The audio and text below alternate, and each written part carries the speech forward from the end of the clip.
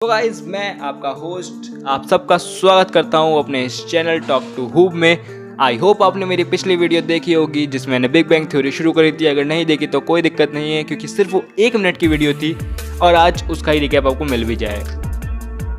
सो इस पिछली थ्योरी में सिर्फ इतनी सी बात हुई थी कि जो हमारा स्पेस था वो पहले प्रोटॉन से भी ज़्यादा छोटा था। उसके अंदर काफ़ी सारी एक्टिविटीज़ हो रही थी जिसकी वजह से उसके अंदर हुआ एक बिग बैंग यानी एक ब्लास्ट हुआ और उसके अंदर जितना भी पार्टिकल था वो सारा बाहर आ गया। उस समय उसके अंदर ना कोई तारा था ना कुछ था जो आज हम देखते हैं।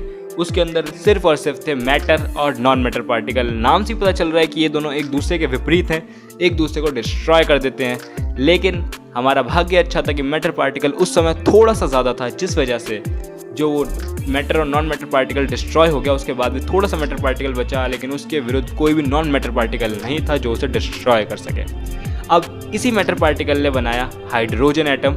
हमने अब तक यहीं तक बात की थी, अब इसके आगे बात करते हैं आज के पहले पार्ट में। सो गाइस पहले पार्ट की शुरुआत करते हैं कि हमारे पहला तारा कैसे बना था।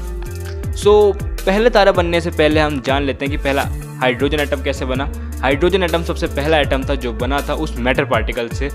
अब इन हाइड्रोजन एटम्स सेम प्रोसेस से बनते गए और कई सारे हाइड्रोजन एटम बनने के बाद इनके ऊपर एक फोर्स थी, ग्रेविटेशनल फोर्स, जिसने काम करना शुरू किया। सो गाइस जो ग्रेविटेशनल फोर्स थी इसने सारे एटम्स को करीब लाना शुरू किया।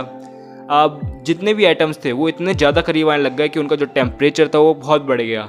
ऑलमोस्ट 1000 डिग्री सेल्सियस टेम्परेचर पहुंच चुका था और उसी समय उस हाई टेम्परेचर में एक पहला तारा बना।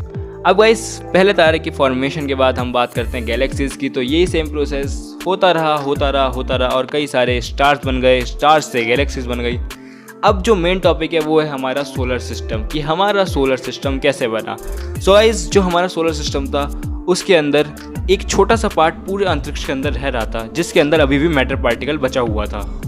अब वो जो मैटर पार्टिकल था उसने फिर से वही सेम चीज़ करी, हाइड्रोजन एटम बनाया। हाइड्रोजन एटम के ऊपर ग्रेविटेशनल फोर्स लगी, वो पास आता गया और एक छोटे से तारे की फॉर्मेशन हुई जिसको आज हम सन बोलते हैं। जैसे ही उस सन की फॉर्मेशन हुई उसी समय कुछ छोटे छोटे प्लैनेट्स और थे जिनकी फॉर्मेशन इसी प्रोसेस से हो रही थी। Mercury, Venus, earth, Mars, Jupiter, Saturn, Uranus and Neptune.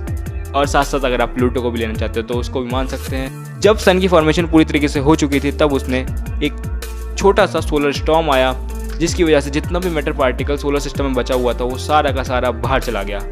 अब हमारे सोलर सिस्टम में बचे थे सिर्फ और सिर्फ सन, 8 प्लैनेट्स और कुछ एस्ट्रॉयड, जिसको जो मार्स और जुपिटर के बीच में इस समय है, जिनको हम एस्ट्रॉयड बेल्ट भी बोलते हैं वो। सो इस तरीके से हुई थी हमारे सोलर सिस्टम की शुरुआत। अब अगर आप हैकिंग में इंटरेस्ट रखते हो तो राइट वाली वीडियो आपके लिए ही है, और अगर आपने मेरे चैनल को सब्सक्राइब नहीं किया तो लेफ्ट में मेरे चैनल का लिंक है, आप उसमें जा सकते हो। Thanks for watching, bye bye guys, see you in the next video.